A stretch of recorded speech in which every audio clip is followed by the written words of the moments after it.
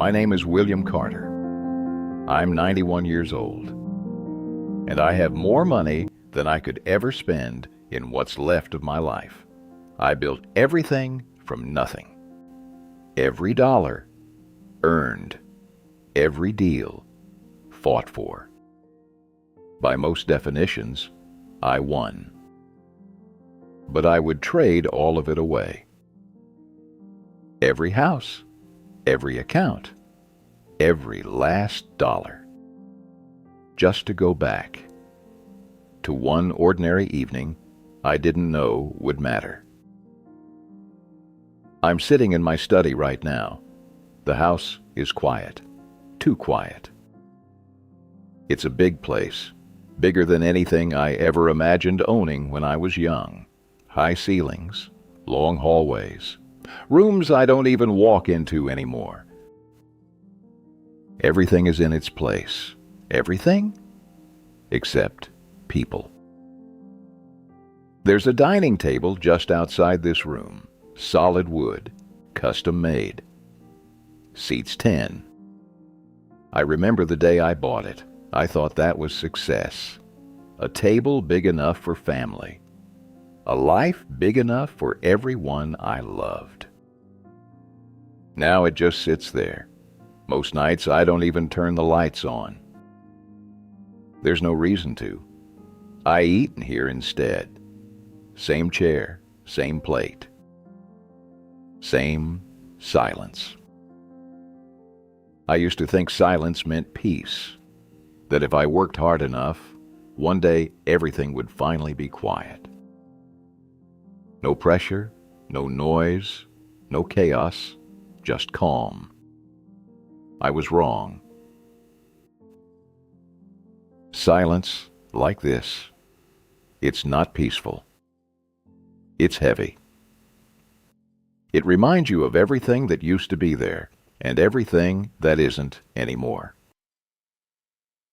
If you're listening to me right now, I want you to think about the last time you sat down with someone you love and you were actually there. No phone, no distractions, just present. Because that's how it happens. You don't lose those moments all at once. You lose them slowly. One late night, one missed dinner, one promise you tell yourself you'll make up later. And later. Later becomes a habit. I told myself that word for years. Later. When things calm down. When I close this deal. When I finally have enough. But enough, it never arrives. And while you're chasing it, life keeps moving without you. My son is still alive. He's successful, very successful. People admire him. They respect him. They say he reminds them of Mishu. I used to be proud of that. Now, I'm not. Because I know exactly what that life costs. And I know he learned it from me. When I was young, I didn't think about balance. I didn't think about time. I thought about one thing. Getting out. I grew up in a small place in the Midwest. Nothing special, nothing waiting for me, just bills, noise, and the quiet understanding that if I stayed there, my life would look exactly the same 10 years later. I remember my first job, warehouse work, long hours, cold mornings, the kind of work that makes your body tired and your mind restless. I wasn't afraid of hard work. I was afraid of staying the same. The first time I made real money, not a paycheck, but money that felt like progress. I still remember it. I checked my bank account 3 times that night, just to make sure it was real. And I felt something I had never felt before. Control. For the first time in my life, I wasn't behind anymore. That feeling, it changes you. People like to call it motivation, but that's not what it is. It's a kind of hunger, and once you feel it, it doesn't go away. I started working longer hours, then longer than that, then more than anyone around me. While other people went home, I stayed. While they rested, I pushed. At first, it felt temporary, just a phase, just until I got ahead. But getting ahead has no finish line. There's always another goal, another number, another level. And the more you win, the more you feel like you can't stop. Because stopping feels like losing. That's the trap. I didn't see it back then. All I saw was progress, more money, better opportunities, doors opening that used to be closed. And somewhere in the middle of all that, I met Margaret. She was different from me, calm, grounded, the kind of person who could sit still and actually enjoy it. I didn't understand that at the time. I thought she just didn't want more. But she did, just not the same things I wanted. We built a life together, a simple one at first, small house, shared meals, evenings that felt full. And I told her something I truly believed. I'm doing this for us, for our future, for our family. So one day, we wouldn't have to worry anymore. And I meant it, every word. But what I didn't understand was that the life we already had was the part I was supposed to protect. Instead, I started trading it. All right, here's where things started to change. Not all at once. Nothing ever does. It started with something small, the kind of moment you think you can fix later. My son, Daniel, was turning 8. At that age, birthdays still matter. They're not just days, they're promises. I remember that morning clearly. He was excited, more than usual. He kept asking me the same question. Are you coming home early? And I said yes. Of course I said yes. I told him I'd be there before dinner. I told him we'd celebrate together. I told him not to start without me. And for a while, I meant it. But that day, there was a meeting. Important. Time sensitive. The kind of meeting that could change everything. At least, that's what I told myself. 1 hour turned into 2. 2 turned into 4. And somewhere in the middle of it, my phone buzzed. I looked at the screen. It was home. I remember staring at it for a second. Just a second. And then I turned it face down. I told myself, I'll call back when this is over. I told myself, it's just one night. By the time I got home, it was late. Too late. The house was quiet. Not the kind of quiet I have now. A different kind. A waiting kind. The lights in the dining room were still on. And there it was. The cake. Half melted. The candles already burned Plates still on the table, untouched. Like everything had been paused and then forgotten. I walked into the living room, and I saw him. Daniel, asleep on the couch, still in his clothes, one hand resting near the edge of the cushion like he had been waiting long enough to fall asleep. I just stood there, didn't wake him up, didn't say anything, because in that moment there was nothing I could say that would give that day back. The next morning, he didn't ask me where I was. He didn't complain, didn't get upset. He just acted normal. And that was the part that stayed with me. Because kids don't stop asking questions when they understand. They stop asking when they stop expecting. I told myself I'd make it up to him.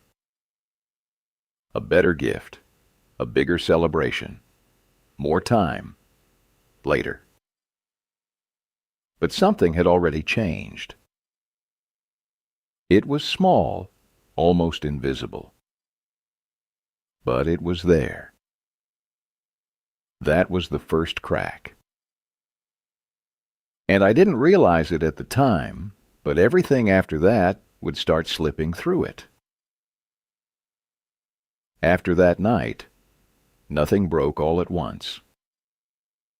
There was no argument, no dramatic moment, just distance. At first it was subtle, easy to ignore. Dinner still happened, the three of us sitting at the table, talking, laughing. But I was already somewhere else. Half listening, half thinking about work, about numbers, deadlines, decisions waiting for me the next morning. I told myself it didn't matter. I was still there, physically. That should count for something. But presence isn't just about being in the room. And the people who love you can feel the difference. Over time, dinner changed. 3 chairs became 2. Sometimes I stayed late at the office. Sometimes I said I had to travel. Sometimes I just didn't come home in time. Margaret stopped asking when I'd be back. That's how you know something is wrong. Not when people argue, but when they stop asking. Daniel changed too. At first he would wait for me, sit at the table longer than he needed to, glance at the door every time he heard a sound. Then he stopped. He ate when food was ready, went to his room after, did his homework, played by himself. We still lived in the same house, but our lives stopped overlapping. There was a night, I remember it clearly. I got home earlier than usual. Not early, just not late. The house was quiet, lights on. Dinner already finished. Margaret was in the kitchen, cleaning up. I said something simple. "I'm home." She nodded, didn't turn around right away. And then she said something I didn't understand at the time. "You're always home." I remember standing there, not knowing what she meant. Because in my mind, I was doing everything right. Working, providing, building something for all of us. But what she meant was, I was there without really being there. And that kind of absence is harder to fix than not being there at all. After that, she stopped trying to explain it. And I stopped trying to notice. Because noticing would have meant changing something. And at that point in my life, I wasn't ready to slow down. Success was growing faster than ever. More deals, bigger numbers, higher stakes. And every time I chose work, it felt justified, important, necessary. What I didn't see was what it was replacing. Because distance doesn't happen in one moment. It happens in patterns, repeated until they become normal. And once something feels normal, you stop questioning it.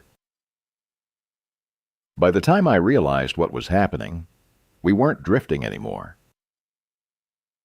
We were already apart.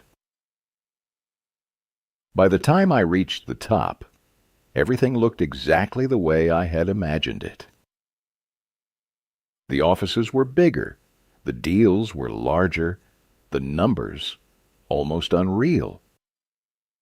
People knew my name, not just in rooms, but in industries. I had built something that couldn't be ignored. And for a while, that felt like everything. There was a night, one of those nights people spend their whole lives chasing. An award ceremony, formal, elegant, full of people who had made it. The kind of room I used to dream about when I was younger. My name was called. I stood up, walked to the stage. Applause filled the room. Loud, constant, respectful. I remember the lights, bright enough that I couldn't see clearly into the crowd. But I tried anyway. I looked out, searching. Not for recognition. I already had that. I was looking for something else. Someone else. A familiar face. Margaret, Daniel.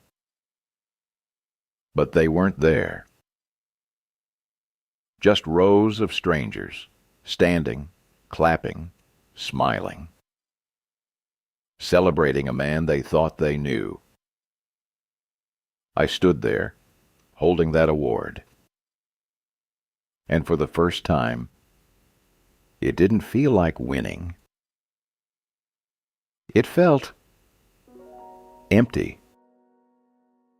I gave a speech. I don't remember what I said. Something about hard work. Something about perseverance. The usual things people say when they reach the top. The audience applauded again. But it sounded different now. Distant. Like it wasn't meant for me. After the ceremony, people came up to shake my hand. Congratulate me. Tell me how much they admired my journey. I smiled, nodded, said thank you. Played the role. The man who had everything. And I did have everything.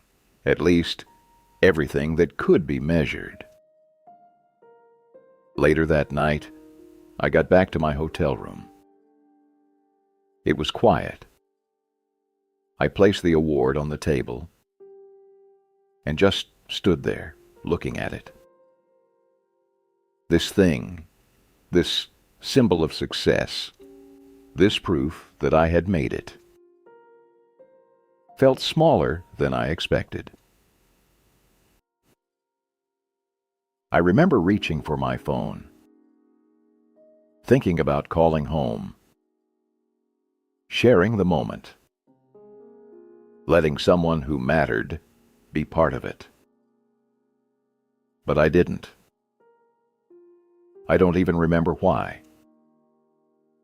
Maybe it was late. Maybe I told myself I'd do it in the morning. Later. That word again. I sat down on the edge of the bed. Award on the table. Phone in my hand. And for the first time, I understood something I had been avoiding for years. Success doesn't feel like success if there's no one there to share it with. All that noise, all that applause, it fades. Faster than you think. And when it does, you're left with what's real. And that night, what was real was silence. There are moments in life that don't feel important when they happen. They don't come with warnings. They don't announce themselves. They just pass through quietly. And only later, you realize they changed everything. That day started like any other. Early meeting, tight schedule, too many decisions waiting to be made. The kind of day I used to thrive in. Everything moving fast, everything depending on me. I was in the boardroom, people around the table, charts on the screen, numbers being discussed like they mattered more than anything else. And in that room, for those hours, they did. My phone was on the table, face down. It started vibrating. Once, then again. I turned it over. Daniel. I remember staring at his name on the screen. Just like before. That same moment. That same choice. Someone across the table was talking, waiting for my answer. Everyone was looking at me. The deal was on the line. So I did what I had trained myself to do. I ignored it. I turned the phone back over. And I kept going. Minutes passed, maybe more. The meeting ended. The deal moved forward. Everything exactly as planned. Then I picked up my phone. 3 missed calls. All from him. And something in my chest shifted. I called back. No answer. I called again. Still nothing. That's when the silence started to feel different. Not peaceful, not empty. Heavy. I found out later he had been in an accident. Nothing fatal, but serious enough to need me there. Right then, not later. I drove to the hospital, faster than I should have. Faster than anything I had ever chased before. But time doesn't move faster just because you finally care. When I got there, he was awake, sitting up, quiet. I walked into the room, and for a moment, I didn't know what to say. All the words I had used my entire life, none of them worked. So I said the only thing I could. I'm sorry. He looked at me, calm. No anger, no frustration. Just acceptance. And then he said something I will hear for the rest of my life. It's okay, Dad. I'm used to it. There was no accusation in his voice. That was the worst part. If he had been angry, I could have argued, explained, defended myself. But he wasn't. He had already adjusted, already learned not to expect me. And in that moment, I realized something I couldn't undo. I hadn't just missed a call. I had taught him not to need me. That was the moment everything became permanent. Not because of the accident, but because of what it confirmed. Some things you don't get a second chance to fix. Time passed, not slowly, not dramatically, just quietly. That's how most lives change, not in moments, but in patterns. Daniel grew up, finished school, built his own career, and he was good. Better than I was at his age. Smarter, faster, more focused. People started talking about him the same way they used to talk about me. Disciplined, driven, relentless. I heard those words, and something in me tightened. Because I knew exactly what they really meant. He built a company, then another. Long hours, constant pressure, always moving forward.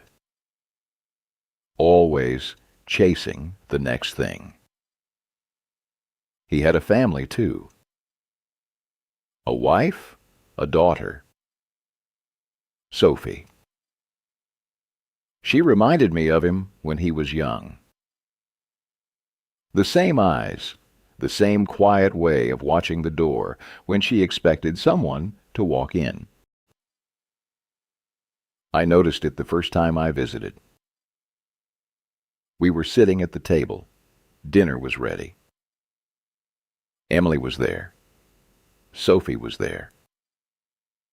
Daniel wasn't. They said he was running late. Important meeting. Couldn't leave. I nodded. I understood. Of course I did. Sophie kept looking at the door. Every small sound made her turn her head. I had seen that before. Years ago. Across another table.